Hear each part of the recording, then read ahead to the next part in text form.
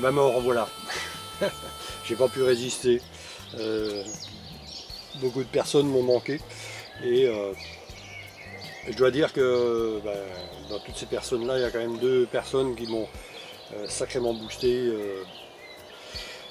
Et Cricri déjà, parce qu'elle a pris son téléphone et puis voilà quoi, elle est venue pas me secouer, mais enfin voilà quoi, me dire un peu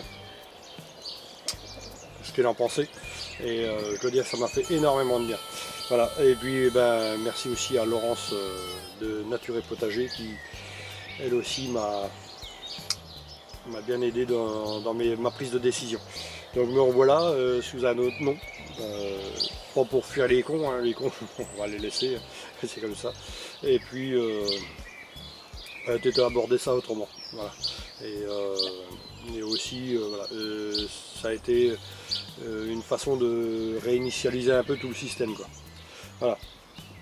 Donc aujourd'hui, on va pas parler que de ça, on va aller voir mon élevage de lapins et ce que je sors comme produit bienfaisant pour le jardin. Monsieur le mâle lapin reproducteur. Donc ça c'est Dominique. Dominique parce que il a tendance à être chaud, Dominique. Il est chaud, Dominique, hein. Donc on va aller voir les autres. On va aller voir les autres. Bon, et là, la grosse rousse là, qui galope, c'était ça, c'est Ségolène. Ségolène. Et je dois dire que Ségolène, alors Ségolène, elle nous a fait 8 petits. Alors on peut dire que le Dominique, il a su trouver la voie royale à la Ségolène. Hein, parce que là, voilà, hein, c'est un productif le petit gars là. Hein. Bon, allez, on va passer aux choses sérieuses. Là, vous avez une gouttière. Et justement, c'est tout le truc. Et là, c'est que cette gouttière là me sert à récupérer les jus, urine et excréments. Et comme ça c'est récupéré dans un seau. Ça fait un jus noirâtre qui est bourré d'azote et très bon pour le jardin. Bon, et là, alors vous faites attention de ne pas mettre les déchets avec de trop parce que ça bouche les rampes. Et vous mettez environ 2 fois 1,5 litre.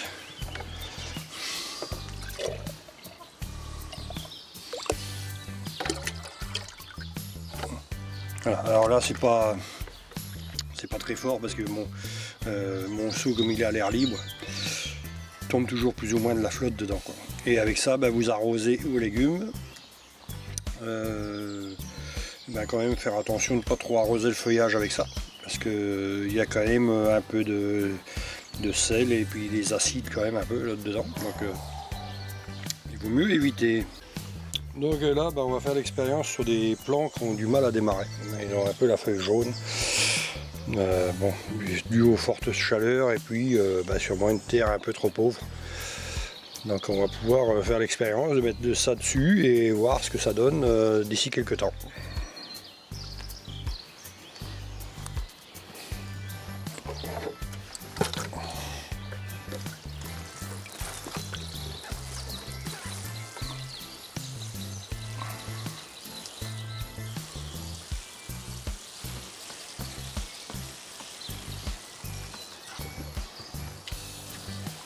Donc voilà, vous l'aurez compris, on peut se trouver des engrais quand même pas très chers.